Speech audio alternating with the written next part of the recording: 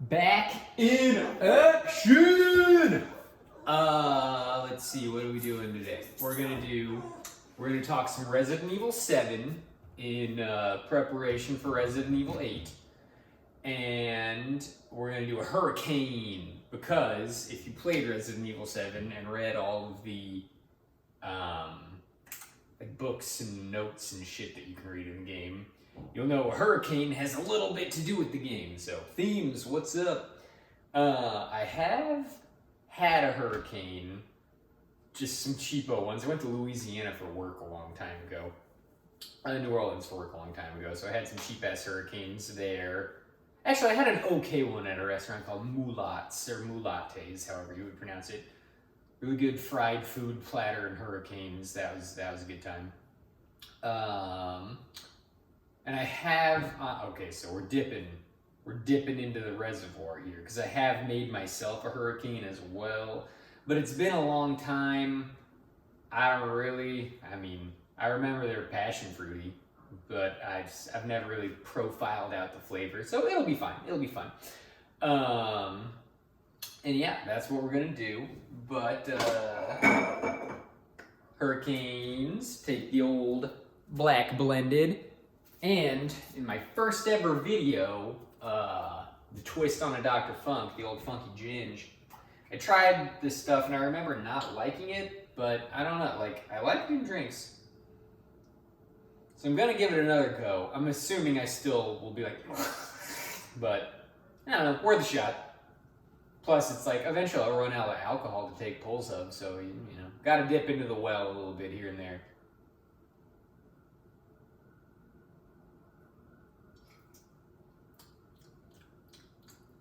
Ugh. It wasn't as bad this time. I remember, like, kind of, like gagging the first time. Wasn't that bad this time, but yeah, no, definitely don't like that stuff. Ugh, bleh. Bleh.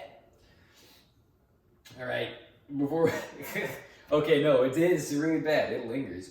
Before we bring it in to mix up the old hurricane, another fun thing.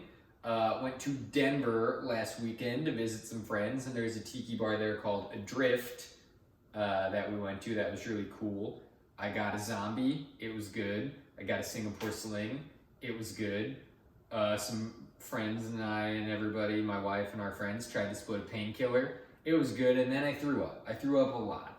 So I knew I would because of the zombie, but I did it anyway. So moral of the story, if you don't want to get pukey, don't get the zombie. Just be a bigger man. I should have been a bigger man and not gotten the zombie. But anyway, we did come back with some sick-ass bamboo straws. Bagao, Adrift, reusable bamboo straw there. So that's cool. That's what I'll be drinking with today. Pop that in the old pineapple. Actually, what the fuck? While we're here, we also added a little green bamboo tiki mug from Adrift to our collection. So, all of our mugs are like shaped like people or faces. So we felt like a nice, just like nature bamboo was cool to add. Bink. All right, bring you in. Hurricane time. Okay, hurricanes are hella simple, so let's just get it fucking going. We'll start off with the passion fruit syrup. Got it. 2 ounces of this, which is why it's just gonna taste like passion fruit. Oh no, all right. We're gonna have to open up the new one, nice. Been sitting on this old one for a long ass time. Get a little bit more out of that. And we'll call that good. Huzzah! New one.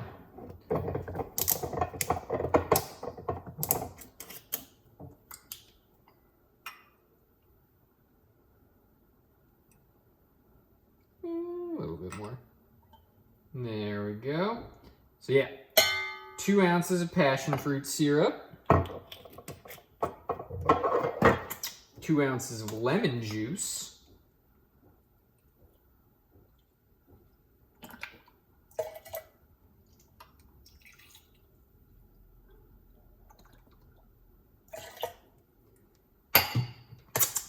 and 4 ounces of our black rum here.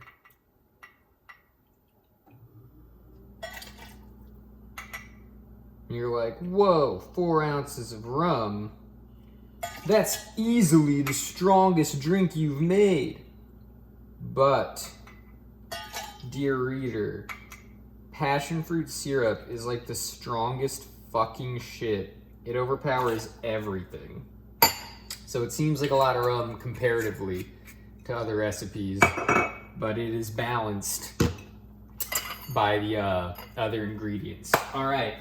Icing it up, we got our fucking Vitamix bombed ass ice over here. We fucking exploded it. It's got some bigger pieces still, but whatever. We'll let that one slide in nice and slow as to not make a big splash. Okay, there we go. Oh yeah, that's what it, oh yeah, you want a nice frosty hurricane. Ooh, just a little bit left, let's get it over. You want a nice frosty hurricane, and I think that's what this one's gonna be. Shaking it up.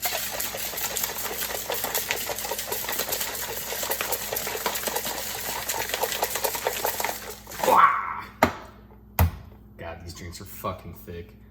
Fucking passion fruit syrup. Whoop. All right. Dumping that. Oh yeah, look at that orangey, thick color. Oh man, to the brim of the pineapple there. We're getting fucking turnt tonight. Get a little bit more out of the top, why not? All right, she's looking pretty. Pull you back out. Hurricane and video game. Okay, hurricane time.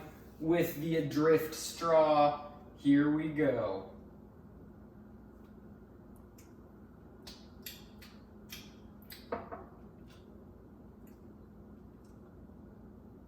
Tastes like passion fruit. Tastes like passion fruit syrup. I forgot to put these away, so we'll do that. But yeah, just like what I said, it's such a powerful flavor. It really overpowers all things. It's fucking, it could, oh my God, it could carve a canyon through the earth with its flavor power.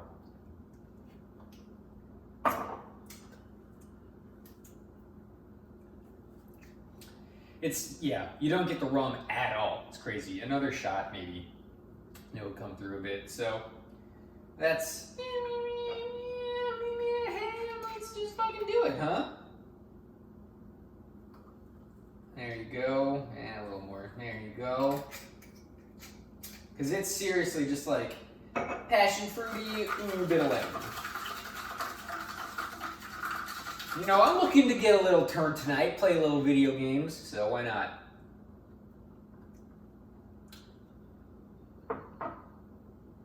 That was like, that added this much rum flavor. That's insane.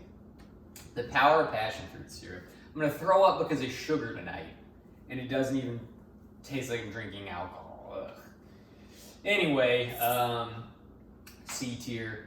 Hurricanes just aren't impressive to me, but there's a hurricane mentioned in Resident Evil 7, so I had to do it. Had to do it.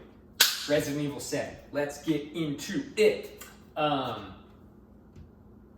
feel like Resident Evil 7 is the second legitimate game changer in the Resident Evil series. So the series started off with, you know, the goofy fixed camera angles, tank controls. Kind of part of the fear is just not even like being able to see what you're shooting at. You just hear it off screen and you know it's over there and you have to do your aim and shoot and stuff. That was 1 through 3. 4 comes out and they're like, what if you could see what you're shooting? Would that be cool? Yes, it would, but it's still tanky. You still can't move while shooting and stuff, but you got a good camera over your shoulder here, nice third-person view. You can step and shoot, but you can move a lot better and stuff. and it took the series in more of an action-y direction. Legit change, but it worked and it was really good. Resident Evil 4 is like one of my favorite games of all time. And then they went on the goofy ass fucking funk spree. 5 was basically just a co-op 4. It was just a clone.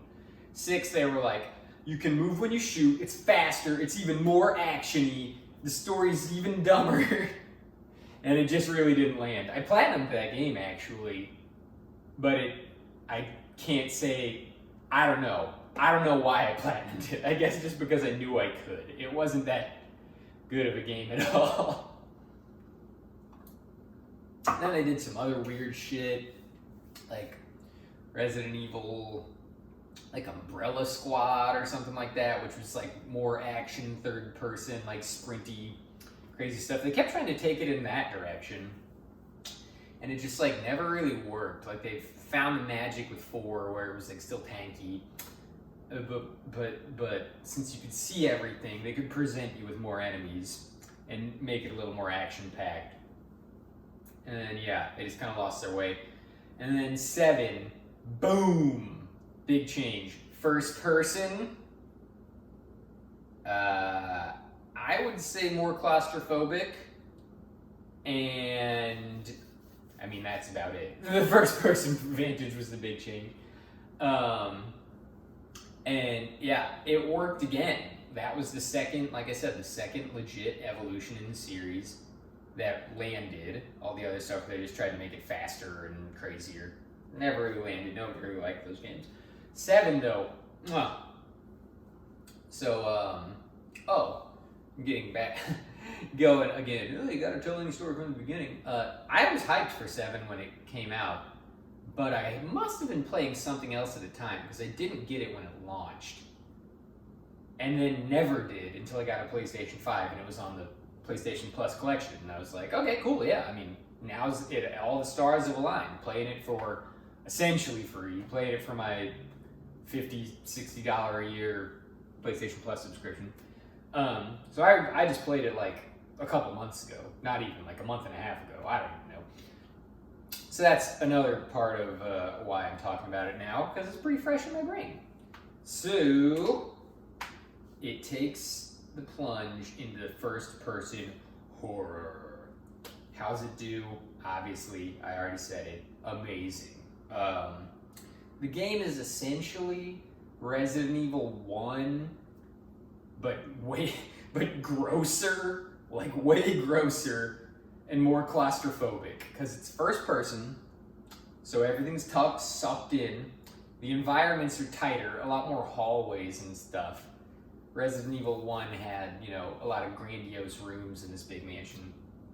This is a kind of like a southern plantation house kind of thing, and a lot more tight hallways and stuff between smaller rooms. And yeah, the grossness. Resident Evil 1, I don't know, I mean, you're blowing off zombie heads and there's, you know, mutilated corpses here and there and stuff, but nothing like too bad. This one is just like, oh my god. Just like split open cow carcasses hanging from the ceiling with their guts pouring out, and you'll like kick the door open into a room and there'll just be like a pile of fucking rotting corpses with a bunch of sludge growing out of it and stuff. You'll open a fridge and there'll be like a gooey head covered in roaches inside and stuff. Like they really kick up the grossness factor a lot. And I guess circling back to the original comparison, I just like went off there. They're similar because it's a big house, a big mansion, for starters.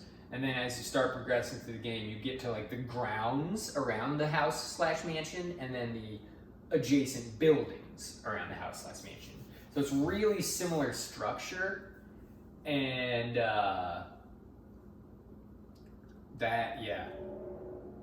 that works. I loved it. It felt nostalgic, even though, like I said, it's different. it felt nostalgic, even though it's a lot more personal, a lot more claustrophobic, and a lot grosser.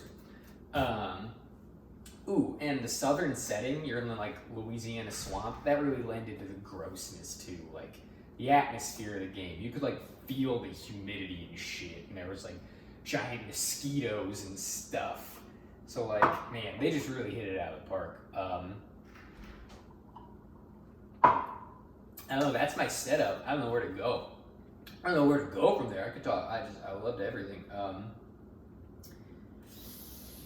I'll go general stuff like graphics and shit first, and then I'll go like story beats. Because the story is, you know, kind of meh, I guess, as like any Resident Evil game. It's cool that they've woven everything together over all these years, but the story's never been the strong suit. It's always been the atmosphere and the spooks and the tension in the gameplay and stuff. Okay, so, for starters, graphics. Played it on the PS5, it's a PS4 generation game, but it doesn't have a PS5 patch or anything. I don't know if it probably got a PlayStation Pro patch. So basically all the PS5 is doing is running it at its highest frame rate and highest resolution that it can, probably locked. So that's cool, but it's not doing any extra enhancements. And that being said, it looks so fucking good. Like, really, really fucking good. And I think the secret is it's kind of grainy looking because you're in like this old dusty house and old foggy swamp. So there's always kind of like a haze, which kind of just like, I don't know, makes stuff that doesn't look as sharp not matter. So that's kind of, that's maybe like a graphical trick to make everything look better. And then another thing is it's just a really dark game. Like, yeah, really dark game. A lot of, like, oh man, they use darkness really well in that game. It can get pretty spooky here and there some of the times. The house's basement, that was my least favorite. Oh, that part was spooks. That was my least favorite part as far as like not being scared goes. And yeah, you have to go through it when it's like pitch black one time and you just can't see anything. And like rendering a game world is probably, I mean, it is easier when a lot of it's blacked out because, you know, you can focus your details on what the player can actually see. I don't know the technical specifications of how that works and matters, but I know that, you know, the budget for rendering blackness is a lot lower than the budget for rendering a vibrant room with a lot of like light flowing off of objects and bouncing and stuff. So that's, I think, how they were able to manage like just such really fucking impressive graphics. The haziness and the dust and the darkness, I think, allowed them to really pump a lot of the considerably low last gen muscle into graphics. And yeah, that's really, there's not a lot to say beyond that. It looks good. There's not like a lot of crazy effects or anything. I don't know, gore, when you blow up an enemy's head, that obviously looks cool and stuff. But yeah, just all I can say is like really, really good looking in a limited scope because of the darkness and the haze and shit. Sound, nails it like usual. Start with music. So Resident Evil games have always had like effective minimalist music. It's just like really like unsettling, simple instrumental beats to like kind of put you off your game, unease you as you explore these environments. And yeah, the game nails that. But it kind of goes like another step. I don't know, I mean, the last Resident Evil game I played was the Resident Evil 2 remake. Before that, I replayed 4, then 6, blah, blah, blah, going all the way back. 1. I don't think any of them had kind of like a theme song. They probably did, and I just didn't care, so it's just like play a game. But I don't think any of them really had a theme song, whereas this one does. I'm pretty sure the song Go Tell Aunt Rhody is a real song. I know nothing about it or anything. But when you boot up the game, like a haunting, like kind of heavy version of Go Tell Aunt Rhody starts playing, and it's fucking awesome. And that kind of like serves as a theme for the game. Like at one point in time in the game, there's like an old woman in a wheelchair character that you just see popping up every now and then. And you're like, oh, what the fuck, spooky. At one point in time in the game, you enter a random hallway and you just hear like a really intense humming of Go Tell Aunt Rhody, like, and you just walk into the hallway and you're like, that's uncomfortable to hear. And it's the old woman humming that from her wheelchair, just like fucking like dead in her wheelchair, just humming that. So that was awesome. And then when you beat the game, it plays it again. So it has a theme song, and it's like really good. It's a really enjoyable song, and they even use it for a little spoop during the game. So cool, that was cool. The biggest fucking thing though is the ambient noise. Like if you walk by a window, you'll hear like the sound of a plate glass rattling, or you'll hear like knocks on plate glass just to scare you. It doesn't mean anything. You hear it and you look at the window immediately and it's nothing. But they just know like that's gonna fuck this person up. So they just put it in. And yeah, you'll just hear like clacks and bangs and stomps and steps and stuff randomly all around you because you're in this old creaky house. So you're always hearing them. And you're just like, oh shit, looking around scared out of your life. And 90% of the time it's nothing. But sometimes it'll be an enemy that spawned in and you're just like, you'll turn around and fucking monster right in your face. And you're just like, oh god damn it. So, and in the first person perspective, that just really crushes it. Like because it's still got the 360-degree quick turn like all the Resident Evil games have. So doing that in first person, and there's a fucking jaws of a monster right in your face about to eat your head. Oh my god, that's so good. It's so much more jarring than anything in third person would be. Yeah, so that's awesome. So this is a good segue into enemies. Big on the enemies. So they're essentially zombies. They're called the Molded. And it's because the bioweapon in this game is, I don't know, kind of like a, I guess, mold-based bioweapon. And it's also that it molds them into her image, kind of. So they're just like black, gooey, gross-looking people with huge jaws. And 90% of them are just your standard, regular, slightly bigger than a normal human because they're all goopy with their mold, regular enemies. And then they vary that there's smaller ones that walk on all fours, and they're obviously quicker and they can jump at you and stuff. And they're fucking annoying as shit. They can really be a bitch. And then there's giant fat ones, but there's like 3 or 4 of those in the whole game. So they're not really a big deal, but they're bigger, they can spew vomit on you, and you know, they have more health and they hit a little harder. And then there's spiky ones. They're like the same as the regular sized humanoid ones, but they've got like blades all over them. And they're creepier looking. Like when you see one that you round a corner and you see one of those like lumbering down the hall, you're like, ugh, I don't want it. But, you know, it's still just a higher damage version of the humanoid one. So essentially, there's 4 enemies in the game. I'll count the spiky ones as an additional enemy. There's 4 enemies in the game. Regular, spiky, big, quadrupedal. And that's it. And, like, thinking back,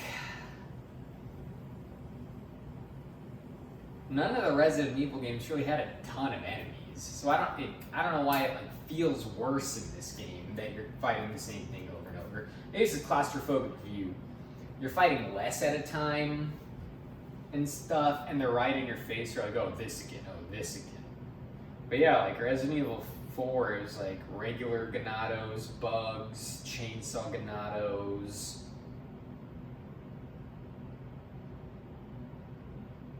And that's, oh man, it's been a while since I played 4. But that's like mostly it. Everything's just a variation of the regular Ganados. Regular Ganados, Ganados with a knife, Ganados with a crossbow. Snakes. Snakes were a thing in 4. There might have been dogs in 4. I don't remember. But yeah, no. I guess enemy count hasn't been a big thing in any Resident Evil game, but it just felt shittier in this game that you were up against the same thing every time.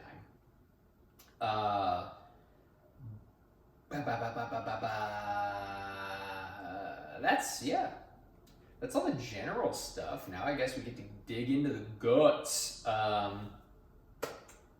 Spoilers from here on. It's not a crazy story or anything, but spoilers from here on. You play as a new character, Ethan Winters. He's pretty boring, but somehow kind of likable.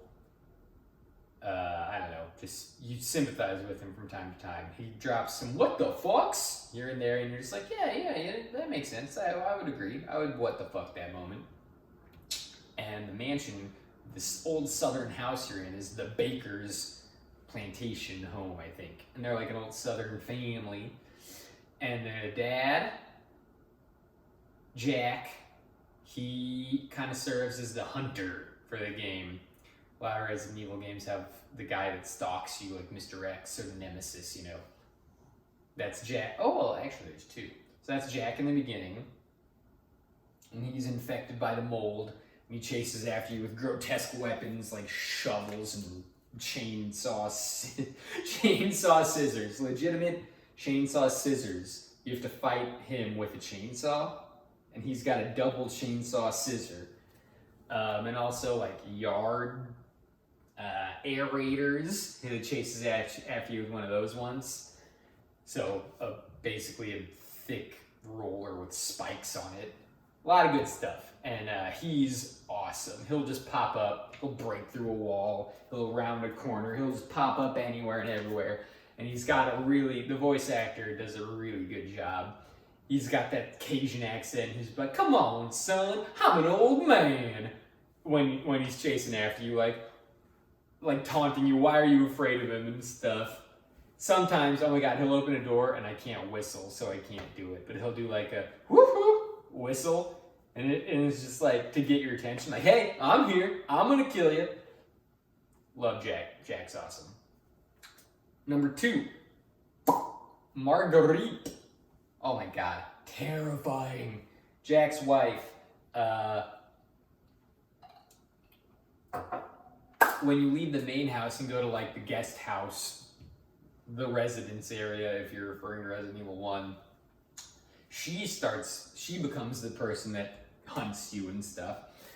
And she's just like a creepy, like, I don't know, 50, 60-year-old lady looking person. She's got a lantern on a stick and she just like creeps after you like that and stuff.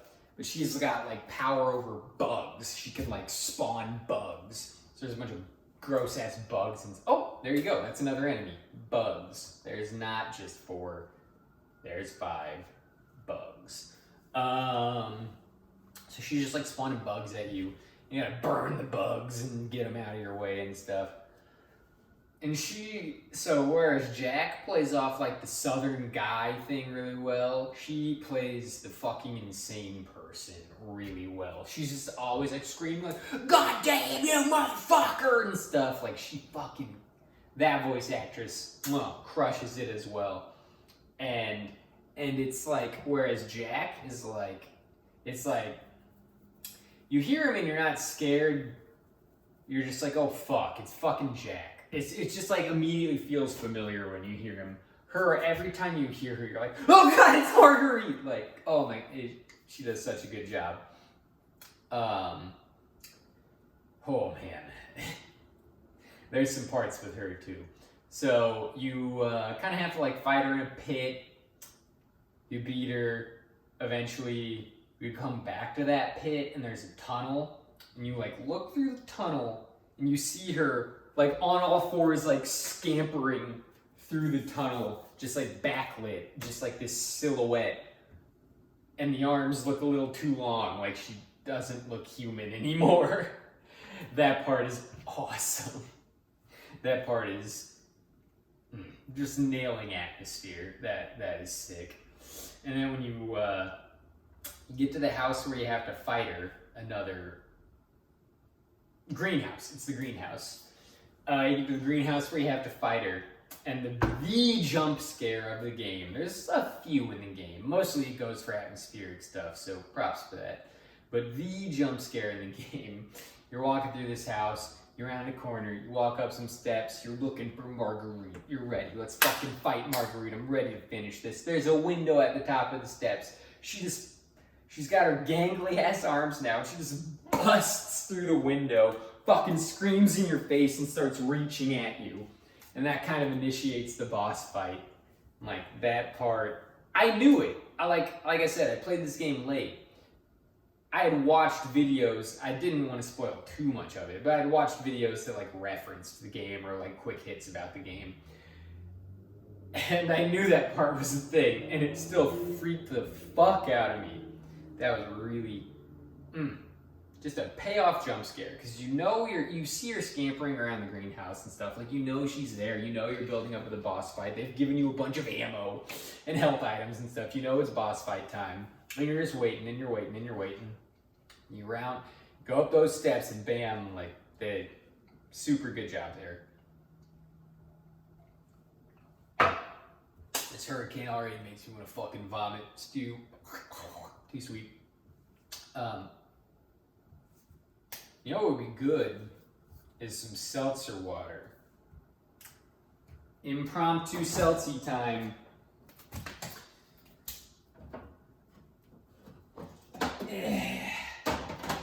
I'll use this in like a Midori sour or something when we're done here. But then here we go. We're freestyling. Bingo bango. Bubbly hurricane.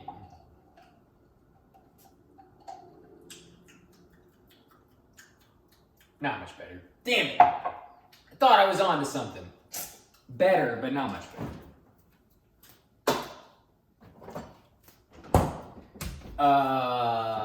Marguerite fight, awesome. Lucas is their son. He's a dickbag. He is easily the most like annoying character in the game. He's got like a, well, hi, how you doing kind of voice, and he's just meant to irritate you. And he puts you through some shit, and then you don't kill him, and then you get to fight him in the DLC. So anyway, those are basically the characters. You have your wife Mia, who's like the generator of the game, because you lose her, and then you get an email from her or something, and you go to find her, and that's what kicks off everything. You get an email from this mansion in the south. And then there's Zoe, who is another, they're not the house, I can't remember if I said this or not, but they're the bakers, the baker plantation. Yeah, I think I said that. So they're kind of like, I don't know, I guess you would say a strange daughter is Zoe, because she hasn't bought into the whole like mold superpower thing. She just wants to find a way to leave. And she helps you along throughout your adventure. I guess I'll just like, quick story hits. You get an email from your wife who you thought was gone. It's at this plantation. You go to the plantation. Oh my God, things are fucked up. Zoe starts trying to help you. But we're caught up. So you go through the mansion, you go through the residence, you go through the greenhouse, you go through all that. You save. How do you get to the dock area? I don't know if I am gonna be able to remember this. Okay. You beat Lucas. Lucas is in like an adjacent. Yeah, his level is in like an adjacent kind of house. And when you beat that area, you're just on some docks, and you've saved Mia and the daughter Zoe.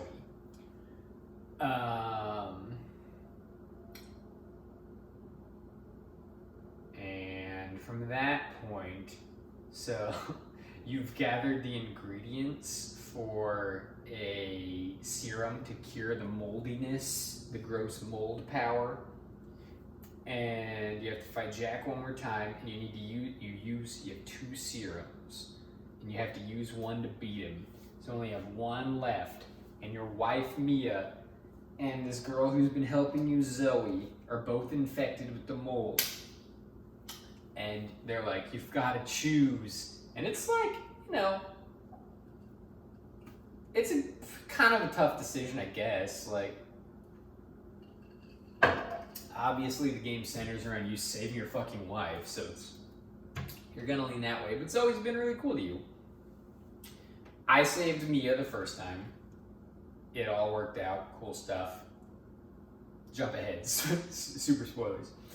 You save Mia, she lives, and you guys live happily ever after, and you kind of hear nothing else about Zoe. She's just like, I get it, you want to save your wife, it's fine. I guess I'm just stuck here. She just kind of like accepts it. If you try to save Zoe, you like save her, and Mia's like, what the fuck, Ethan? And you're like, she can get us out. She knows the land. We'll find a cure for you. It'll be fine. And then Zoe dies because like some mold tentacles kill her. And then in the end, Mia dies as well. So it's like you can have this well-intentioned thought of like, Zoe's been helping me. I wanna help her, and then like maybe, fingers crossed, I can help Mia too. Maybe this is a big picture plan. No! If you don't help your wife first, they just fucking kill everyone. So I thought that was funny. But anyway, after you choose to help someone, this is where the hurricane comes in. You try to get out on a little boat, and you find a really big boat. And that big boat, as mentioned in one of the little documents you can find, was kind of like blown in by a hurricane. And on said boat was a bioweapon. Little girl named Eveline. Funny thing, I thought, go tell Aunt Rhody, because how they do it is like, go tell Aunt Rhody. I thought it was go tell Eveline, but it wasn't. It's go tell Aunt Rhody. But Eveline, she's the bioweapon that starts all this.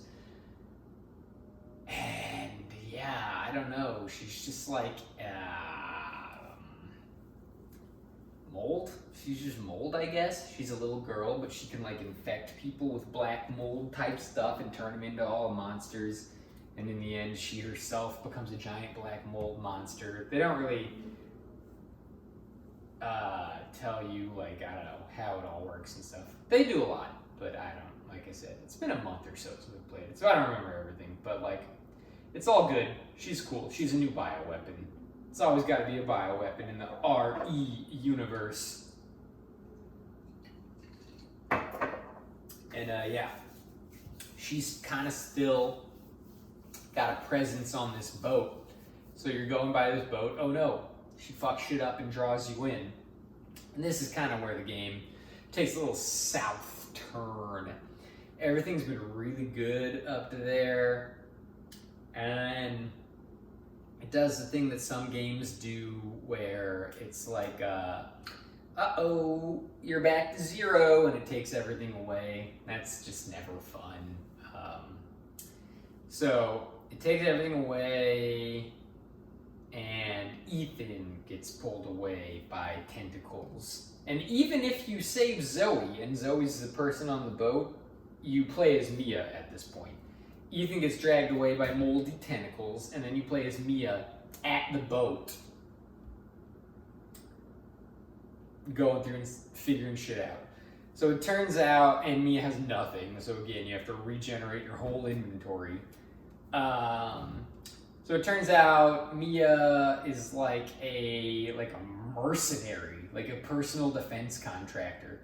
And she was assigned to protect this bioweapon, Eveline, on a journey.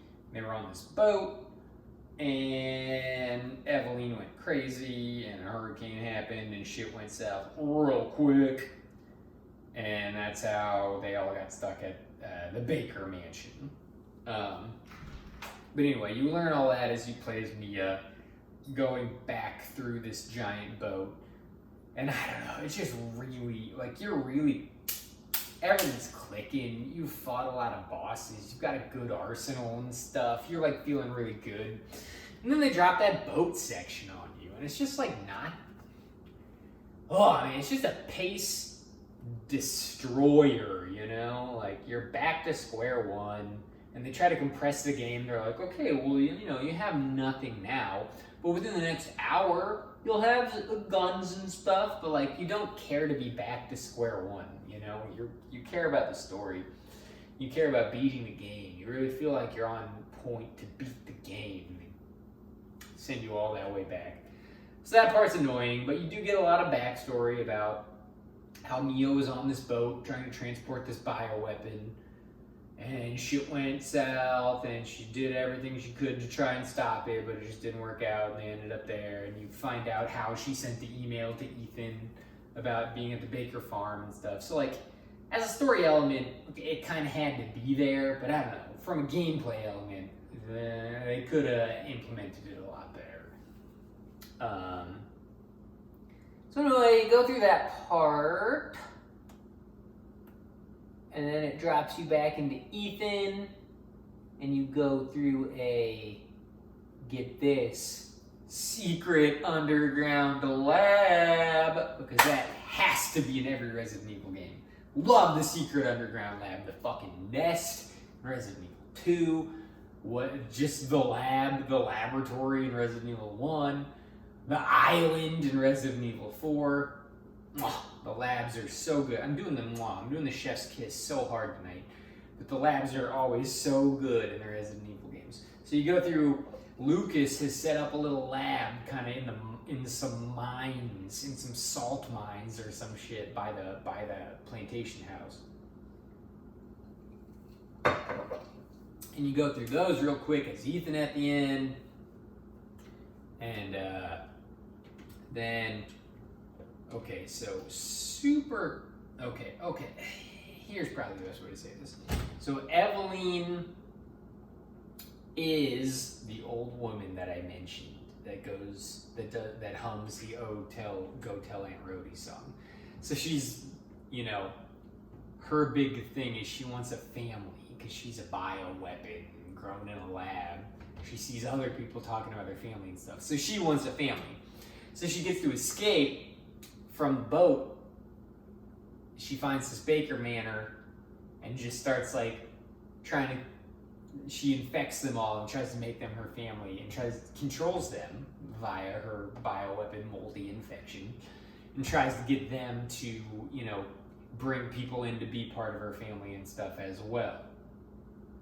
So that's why she's like, that's kind of why you think she's the grandma, even though she's technically younger than all of them. And she apparently ages faster because of her bioweapon, you know, genes. But you find that out that she's the old woman, and then you're like, oh god, I gotta stop her, and then she transforms into a giant monster, and you fight her, and you beat her, and then a bunch of like sick-ass military dudes show up. And one of them pulls their helmet off and they're like, yo, I'm Chris Redfield, you're safe. And that's the end of the game. So they tie it all into the greater RE universe at the end, Chris Redfield. And, I mean, you don't have to pay close attention, but if you do pay close attention, like, there's a little bit of payoff, I guess. So throughout the game, you can hear, in the later portions, some military chatter. You like see a helicopter fly over and you can listen to some military chatter about people who are like, this is the place, right? We're trying to break up some bioweapons here, right? And you're like, oh yeah, so there's like people coming for me and stuff. And like the guy they're asking, they're like, hey, what are we looking for? It's the guy that voices Chris. So, like, you know, again, just pay a little bit of attention and you can kind of see it coming. But it's still cool to see him at the end. Yeah, that's the game, and thought it was really cool that they tied it all back to the full-on RE universe at the end, and I'm really excited to see where they go from there with Village. But I also played a couple of DLCs. We had the free one, No Hero, where you play as Chris, saving some of his men who like went in after Lucas, or trying to save some of his men who went in after Lucas, because they all died. But it's like a faster paced, more actiony version of RE7. Super quick. It's like an hour. It's like 2 hours maybe. And yeah, Chris is beast. He's got sick-ass knife and punch moves. He's got good weapons. So you can really wreck with him. And then at the end, you fight Lucas, and you feel really good about fucking killing him because he's been a prick the whole time. And then there's another DLC I didn't play, the Lost Tapes, where I think they're kind of like mini missions all at a certain point. I know in one of them you have to like find food for Jack and a bunch of other goofy stuff. I didn't play those, but I did play End of Zoe, because it tells you that what actually happens to Zoe, which I wanted to figure out, because it's really left up in the air whichever ending you choose. It's like the one, it certainly appears she dies, and then the other, it appears she just is left on a dock hating her life. But beyond that, one of my buddies was like, yeah, it's all melee combat. It's sick. You just beat the shit out of monsters with your fists. And I was like, that sounds cool. So the story is you play as Zoe's uncle, Jack Baker's brother. And I guess he's just a fucking Cajun badass. So you're legit just like walking around the swamp area after the Chris Redfield mercenary people have like come in and secured shit, but there's like some containment breaches, I guess, because there's still moldeds walking around. So you're just like, you literally only have your fists, or you have a limited amount of spears. You can find spears.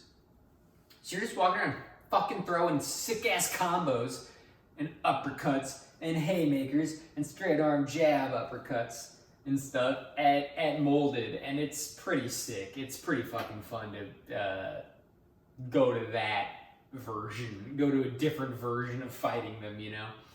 And the spears work really well for alligators. You get to fight alligators.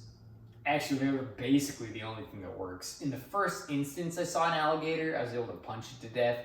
But I think it was because the game glitched out. It was just like floating there, and I beat the shit out of it. But for the most part, if you jump into water with an alligator, it'll just kill you. So you kind of got to spear them or avoid them. And another good thing for the spears is the spiky molded return. And they're kind of hard to beat up with your fists because they got, you know, the spikes for defense and higher damage. So it's good. I prefer just fucking pegging them with a spear and then moving in and like jabbing for the finish. Ooh, and then other than that, in the end, you get like a power gauntlet that you can charge up. It's fucking Infinity Gauntlet, man. You go like, and you can like see it charging, and it tells you, it's like charging, done. And you can go, just let out like a massive fucking death blast. So that's awesome. I don't know. I guess it gets a little repetitive, always doing the melee thing, but it's also kind of badass because you're beating the shit out of monsters. So I'm cool with it. And another cool thing, you fight a boss a couple of times called the Swamp Man in the End of Zoe DLC, and it's actually Jack fucking Baker, your brother in this case, because you're playing as Zoe's uncle. Kind of like reincarnated. I guess Ethan didn't kill him. I guess he managed to regenerate in the swamp because every bioweapon in Resident Evil has a regeneration factor. But anyway, you just straight up like MMA fight him on like 3 occasions. You guys are like bouncing back and forth and like jabbing each other and stuff and doing throws and shit, and in the end you beat him, and it's really awesome. So the DLC is really cool too. And I don't know. I went off on this big tangent about the DLC and stuff, and then like I didn't have anything planned for the old finish. I guess just circling back, like it's a really effective evolution of the Resident Evil universe. They pull everything into first person, they tighten up the environments, they just gross you out with these hot, sweaty pile of infested meat type environments, you know? And I don't know, like I beat the game twice. I guess gameplay, standard first person fare, but very slow. Slow first person fighting. And you can do some melee stuff. You can block, and you can like slash with a knife. And that's about it. Super bog standard stuff. But I just adored it. And I think I only ever beat it on normal, or yeah, probably. The hard modes in Resident Evil games can kind of get my goat. Like I beat RE4 on professional, but that's a lot easier because it's more of a real shooter and stuff. You don't have to lean so hard into the survival elements, but I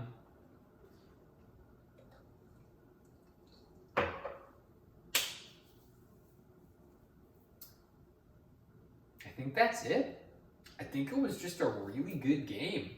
If you haven't played it yet, and you like scary games, totally play it. If you haven't played it yet, and you've played all the other games in the Resident Evil series, totally play it. And I guess that's basically it. If you don't like scary games or the Resident Evil games, you probably won't like it. It's not much as far as like sick-ass first-person shooters go. Sure, it's first-person, but it's not like Doom or anything. But it's if you have any inkling to play it, do give it a try. It's a really good game, and yeah, a really good evolution on the Resident Evil series. So I don't mind that I waited, but I think it's funny that I waited because I ended up liking it so much. I don't mind that I waited because it ended up being more or less free. But yeah, really good, really good. Get out there and play it, and then enjoy Village. Village and Return will come out at like the same time, so that'll be fun. I'll be bouncing back and forth new games between 2 new games. That'll be sick. But yeah. Play it, and if you like it, probably play Village. Village basically looks like the same treatment for Resident Evil 4. It's like a village in a castle, like Resident Evil 4, but it's first person. This is probably more claustrophobic, and maybe they'll throw some gross shit at you. So, all around high marks, RE7. Hurricane, bleh. Big bleh vibes. Too much passion fruit, not my thing. I can see if you're, feeling coastal and want that type of thing, but it's not my jam. And if it's your jam, again, sick, more power to you. And more power to you having a really good night, which I hope I'm about to do, playing some video games and maybe watching some Demon Slayer or something. Fucking have a good one!